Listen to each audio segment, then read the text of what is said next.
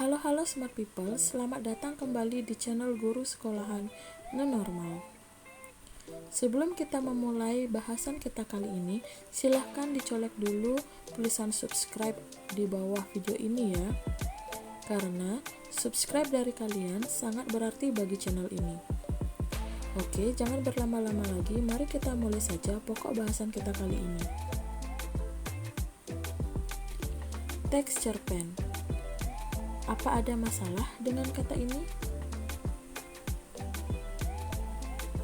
Sebagian dari kita mungkin tidak terlalu tertarik dengan karya sastra ini, apalagi jika guru menugaskan kita untuk membuat karya sastra yang satu ini. Hal yang biasanya kita pikirkan ketika mendengar tugas dari guru tentang tugas ini adalah, oke, beli kuota untuk buka Google, kopas, ganti judul, kasih nama, kumpul. Tapi, tahukah kalian bahwa itu melanggar hukum? Tindakan seperti itu mungkin sesuatu yang sepele. Sesepele maling sandal di masjid atau ngotil permen di kantin. Namun, sebuah kejahatan tetaplah kejahatan.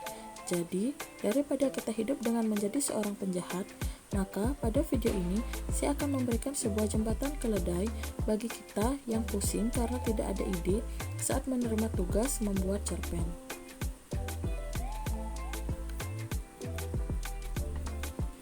Cerpen. Apa sih isi cerpen? Isi cerpen menceritakan sepenggal kehidupan tokoh. Maka dari itu, cerita dalam cerpen lebih panjang dari anekdot, tetapi lebih pendek daripada novel dan novelet.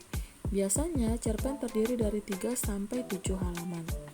Nilai-nilai pada kehidupan dalam cerpen sama dengan nilai-nilai kehidupan karya sastra pada umumnya. Langkah-langkah menyusun teks cerpen. Ada 7 langkah untuk menyusun teks cerpen. Ketujuh langkah ini adalah cara yang biasanya saya gunakan untuk membuat sebuah karya sastra cerpen. Jika diharuskan membuat cerpen pada saat ini juga. Cara ini dapat membantu saya untuk mendapatkan sebuah cerpen dengan langkah sistematis dan terencana serta efektif tanpa harus melakukan kejahatan plagiarisme atau penjiplakan karya sastra dari orang lain. Baiklah, mari kita bahas langkah-langkah ini satu persatu. Masalah pribadi. Dari manakah pengarang mendapatkan inspirasi? Seperti halnya menyusun teks yang lain, yang pertama yang harus kita temukan adalah menentukan masalah atau konflik. Masalah atau konflik yang bisa kita ceritakan bisa saja masalah yang pernah atau yang sedang kita hadapi. Masalah yang tengah atau yang pernah dihadapi orang lain. Masalah yang sedang terjadi saat itu atau sedang marak dibicarakan dalam masyarakat tertentu. Masalah dari cerita yang pernah dibaca atau film yang pernah ditonton. Jika kalian mendapatkan inspirasi dari karya orang lain, itu boleh saja. Namun, kalian tidak boleh menjiplak 100% dari cerita tersebut. Kalian hanya boleh mengambil konflik atau masalahnya saja. Baik unsur yang lain seperti tokoh, cerpen, alur, dan yang lainnya harus murni ciptaanmu sendiri. Hal tersebut sama seperti barang elektronik, lampu misalnya. Yang menemukan pertama adalah Thomas Alva Edison.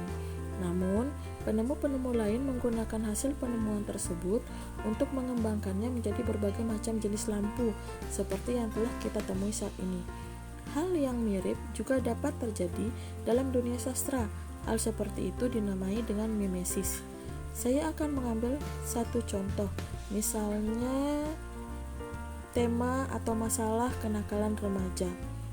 Nah, tema ini akan saya tuangkan ke dalam sebuah cerpen melalui langkah-langkah yang akan kita pelajari bersama.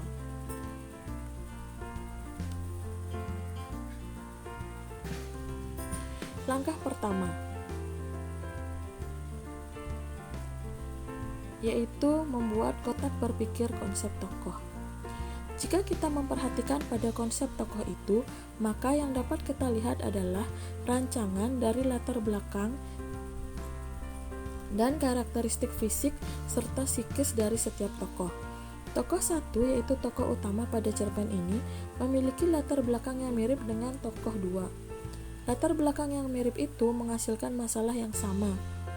Masalah itu yaitu dicuekin oleh orang tua mereka. Hal tersebutlah yang dimanfaatkan oleh tokoh ketiga, yaitu tokoh antagonis. Setelah kotak berpikir konsep tokoh selesai, maka yang harus kita kerjakan selanjutnya adalah menentukan pola atau tahapan alur.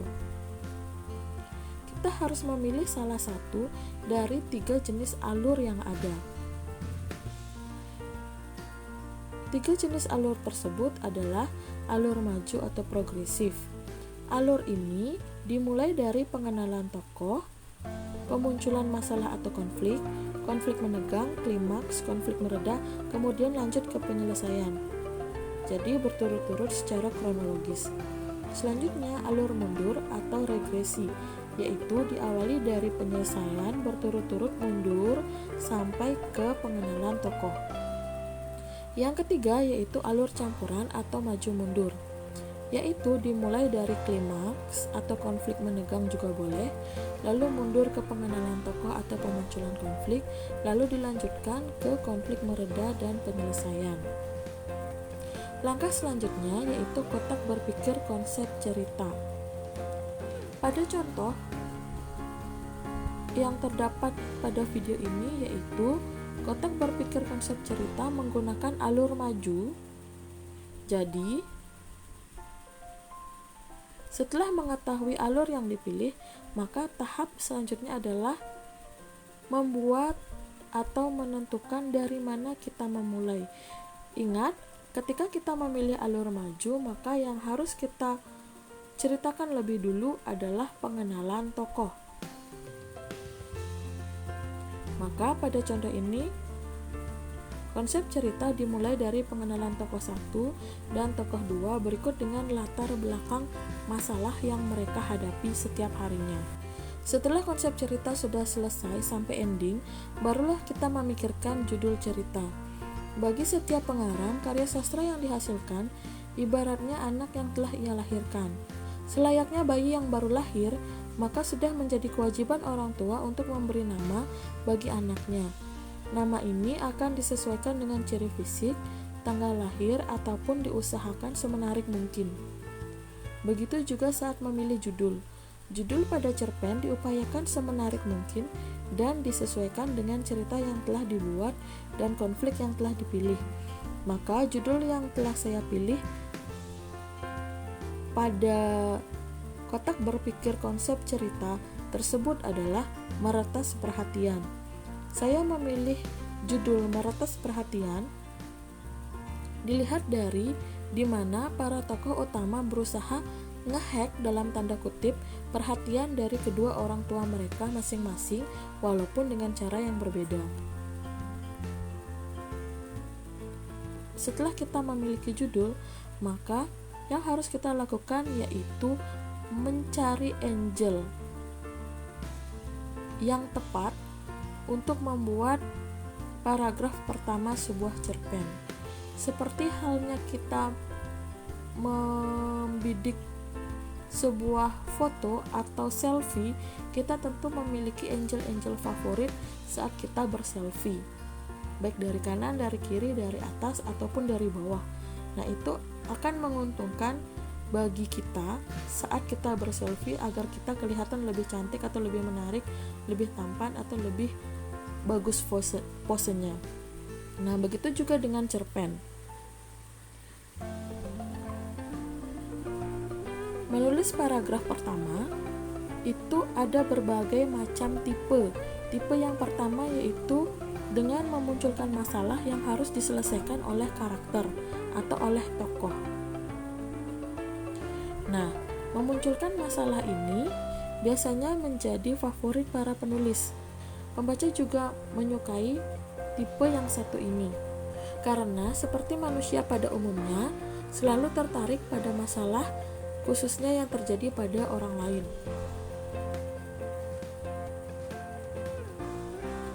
Yang kedua yaitu memulai dengan aksi.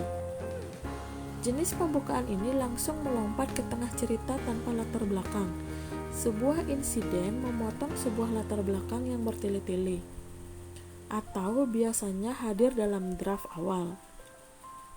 Teknik membuka cerpen dengan aksi mengacu ketat pada prinsip show, don't tell, atau tunjukkan, jangan katakan. Tipe yang ketiga yaitu memberikan garis besar cerita. Pembaca bisa mengidentifikasi garis besar cerita hanya dengan membaca paragraf pertama. Namun hati-hati, menggunakan jenis pembukaan ini menampilkan seluruh garis besar cerita sama saja menyuruh pembaca Anda pergi. Karena itu, jenis pembukaan ini sengaja menahan informasi penting mengenai motif karakter atau alasan mengapa kisah tersebut terjadi. Coba kita lihat contoh tersebut. Dikatakan garis besarnya yaitu telah diperkenalkan karakter yang terdiri dari Mr. dan Mrs. Clever, koki Estragon, dan pelayan Tibbs. Dalam paragraf tersebut mengandung benih konflik antara pasangan Clever vs koki dan pelayan yang menuntut gaji besar, serta latar di mana settingnya adalah di rumah mewah kediaman pasangan Clever. Yang tersisa hanyalah alasan. Kenapa untuk meningkatkan status sosial, pasangan Clever mesti menggelar pesta-pesta makan malam yang mewah sampai rela menggaji mahal seorang koki asal Perancis. Yang keempat yaitu mengisyaratkan bahaya atau ketegangan. Pembukaan ini memberi pertanda kepada pembaca tentang bahaya yang menghampiri karakter atau manusia yang terdapat pada cerpen tersebut. Seperti yang kita ketahui bersama, setiap manusia biasanya menyukai ketegangan.